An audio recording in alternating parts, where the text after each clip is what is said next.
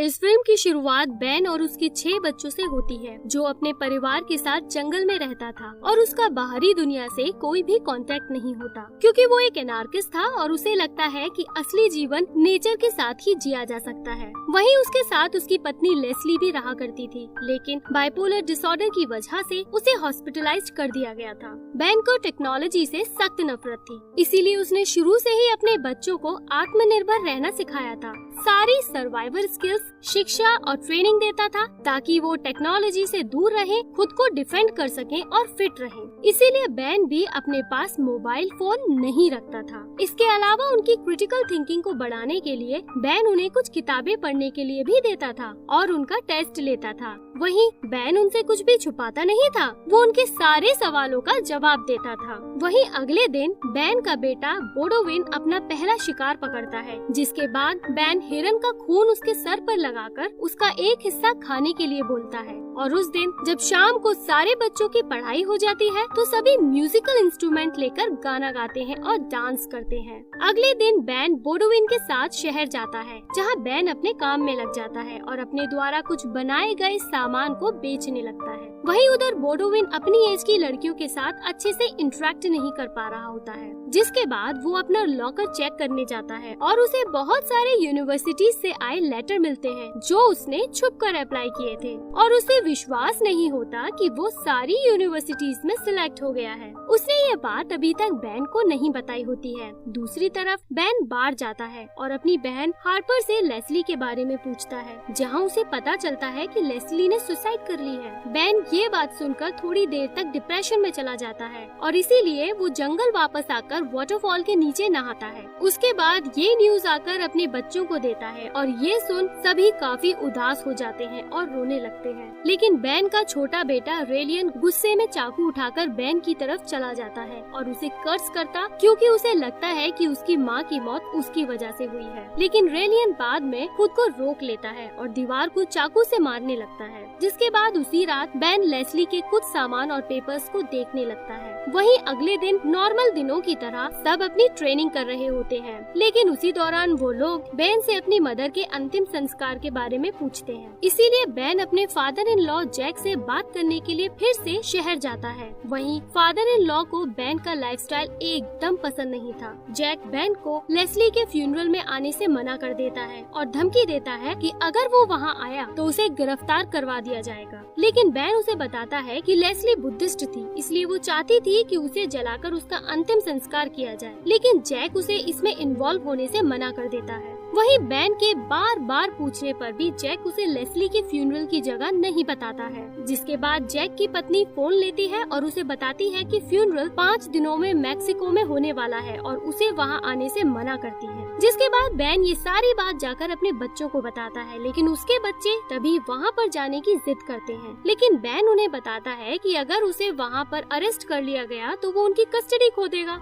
लेकिन इसके बावजूद भी बेन जब अगली सुबह उठता है तो वो अपने बच्चों को तैयार देखता है, लेकिन बेन फिर से उन्हें मना कर देता है और जाकर अपनी ट्रेनिंग करने के लिए कहता है। आज की ट्रेनिंग पहाड़ पर चढ़ने की होती है, लेकिन उस दौरान रेलियन स्लिप हो जाता है, जिसकी वजह से उसके हाथ में चोट लग जाती है। लेकिन बेन उसे देखने के बजाय उसे दर्द को सहकर फिर से कोशिश करने के लिए कहता है, ताकि जब उसके पास कोई ना हो तब भी वह खुद से सरवाइव कर ले। ट्रेनिंग खत्म होने के बाद बेन देखता है कि उसके बच्चों का मूड खराब है, इसीलिए वो फ्यूनरल में जाने के लिए मान जाता है।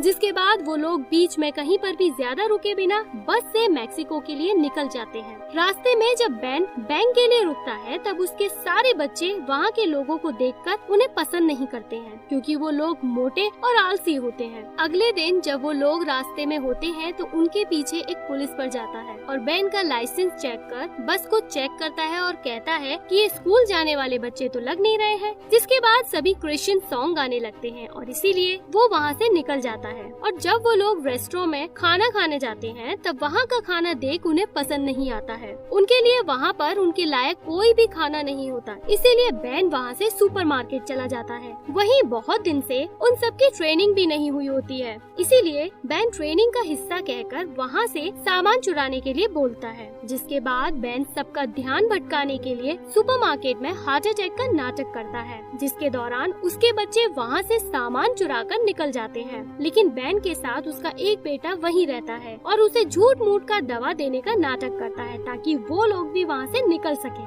उसके बाद वो लोग एक पार्क जाते हैं जहाँ बैन उन्हें सरप्राइज में केक देता है क्योंकि आज नोम चॉम्स्की का बर्थडे होता है। इसके अलावा उन्हें गिफ्ट भी देता है जिसमें बहुत सारे औजार होते हैं। लेकिन रेलियन इन सब से खुश नहीं होता क्योंकि वो नॉर्मल लोगों की तरह क्रिसमस सेलिब्रेट करना चाहता था, इसीलिए गुस्सा होकर बस में चला जाता है। इसके बाद वो सभी लोग बैन की बहन हार्पर के घर पहुँचते हैं जहाँ हार्पर के बच्चे फेमस ब्रांड पता न होने के कारण बैन के बच्चों का मजाक उड़ाते हैं। वहीं खाना खाते वक्त जब लेस्ली का जिक्र होता है तो उसके बच्चे लेस्ली के बारे में पूछते हैं, लेकिन हार्पर उन्हें झूठ कह देती है। लेकिन बैन अपने बच्चों से कुछ भी नहीं छुपाता था, इसीलिए उन्हें सच बता देता है। लेकिन हार्पर ये नहीं चाहती थी, इसीलिए वो गुस्से से उठकर वहाँ से चली जाती है। और जब बैन उसके पास जाता है तो दोनों में बहस हो जाती है और बैन इसके लिए उससे माफी मांगता है। वही बैन के बच्चे सोने के लिए बाहर गार्डन में आ जाते हैं और ये बात हार्पर के पति डेव को अच्छी नहीं लगती क्योंकि उसने बच्चों के लिए रूम प्रिपेयर किया था। जिसके बाद अगली सुबह हार्पर, डेव और बैन के बीच फिर बहस होती है क्योंकि हार्पर का मानना होता है कि बैन के बच्चों को स्कूल जाना चाहिए ताकि वो रियल वर्ल्ड के बारे में जान सके।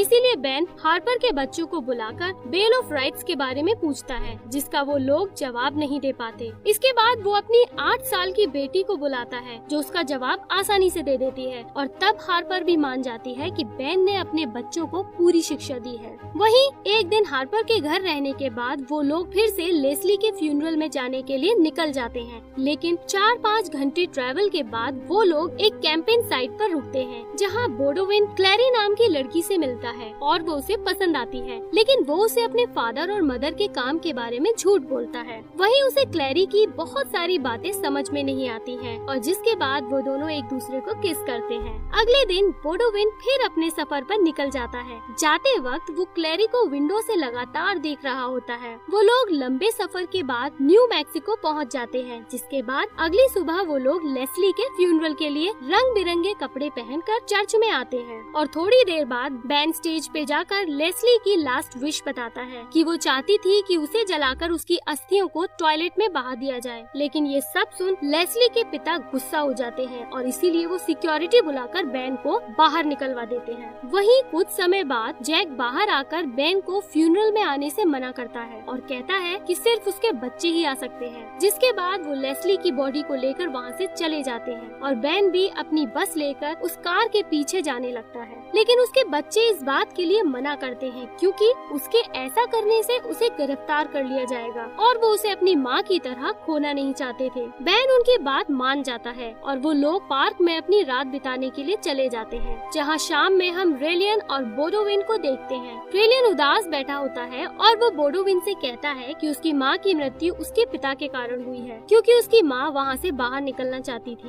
रेलियन के वहाँ से जाने के बाद बोडोविन वो सारे लेटर्स लेकर बैन को दिखाता है, लेकिन ये सब देख बैन उदास हो जाता है कि बोडोविन ने उससे झूठ बोला और ये सारी बात छुपाई। लेकिन बोडोविन उसे बताता है कि इन यूनिवर्सिटीज में अप्लाई करने के लिए उसकी माँ ने कहा था और उसी ने उसकी हेल्प भी की थी, लेकिन ये सब बातें आप नहीं समझोगे, और ये कहकर वहाँ से चला जाता है। बैन ये सब सुनकर काफी उदास हो जाता है। तभी वहाँ पर नाई आकर उसे रेलियन का लेटर देती है जिसमें लिखा होता है कि वो अब अपने ग्रैंड पेरेंट्स के साथ रहेगा और वो सभी लोग जैक के घर जाते हैं, जहाँ रेलियन बैन पर चिल्लाता है और कहता है कि उसने उन दोनों का झगड़ा सुन लिया था कि उसकी मदर वहाँ नहीं रहना चाहती थी। और जब बैन रेलियन को समझाने के लिए उसके पास जाता है तभी वहाँ पर जैक आ जाता है और बैन से कहता है, मुझे सब कुछ पता चल गया है कि तुम अपने बच्चों से क्या करवाते हो, इसीलिए वो बच्चों की कस्टडी के लिए कोर्ट में लड़ेगा और उसे पुलिस की धमकी देकर वहाँ से जाने के लिए कहता है। और बैन भी डर के मारे बाहर आ जाता है और पुलिस के जाने के बाद वो अपनी बेटी वेस्पर को विंडो से रेलियन को लाने के लिए भेजता है, लेकिन वो रूफ से फिसल जाती है जिसकी वजह से उसे काफी चोट लगती है और उसे हॉस्पिटल लेकर जाया जाता है, जहाँ कुछ टेस्ट के बाद डॉक्टर उसे बताता है कि उसका ब्रेन डैमेज होते होते बच गया है और अभी उसका सिर्फ पैर टूटा है। अगर उसे थोड़ी सी और चोट लगती तो वो मर जाती या पैरालाइज हो सकती थी। वहीं वेस्पर के ठीक होने तक सभी जैक के घर में रहने के लिए चले जाते हैं। बैन देखता है कि उसके बच्चे अपने ग्रैंडफादर के साथ काफी एंजॉय कर रहे हैं। ये सब देखकर उसे काफी गिल्टी फील होती है और उसे लगता है कि उसकी वजह से उसके बच्चों की जिंदगी खतरे में पड़ सकती है और वह एक अच्छा पिता नहीं है। इसीलिए अगले दिन वो अपने बच्चों को जैक के पास रहने करने के लिए कहकर वहाँ से बस में बैठकर निकल जाता है और बस में रोने लगता है। वहीं बेन आगे जाकर मार्केट में रुकता है, जहाँ वो रेजर लेकर अपनी जिंदगी की नई शुरुआत करने के लिए अपनी दाढ़ी काट देता है। इसके बाद वो शाम में एक सुनसान जगह पर बैठकर आग जलाकर अपने बच्चों को याद कर रहा होता है। तभी उसके बच्चे उस गाड़ी से बाहर निकल कर आते हैं, क्योंकि वो लोग तब से उसकी गाड़ी में ही छुपे हुए होते हैं। वहीं रेलियान बेन के पास आकर उससे माफी मांगता है और कहता है कि वो उससे नफरत नहीं करता, बस चाहता था कि उसकी माँ की मदद करे। सभी लोग भावुक हो जाते हैं और बेन से उसकी माँ की आखिरी विश पूरी करने के लिए कहते हैं। जिसके बाद वो लोग कब्रिस्तान जाकर लेस्ली की बॉडी वहाँ से निकालकर थोड़ी दूर जाकर लेस्ली का फेवरेट गाना गाते हुए उसे जला देते हैं और एयरपोर्ट जाकर उसकी अस्थियों को टॉयलेट में बहा देते हैं। जिसके बाद हम देखते हैं कि बोडोविन अपनी पढ़ाई करने के लिए बाहर जा रहा है और अब बेन अपने सारे बच्चों के साथ टाउन में रहने लगता है और खुद की ट्रेनिंग के अलावा वो अपने बच्चों को पढ़ने के लिए स्कूल भी भेजता है। और इसी के साथ ये मूवी यहीं खत्म हो जाती है।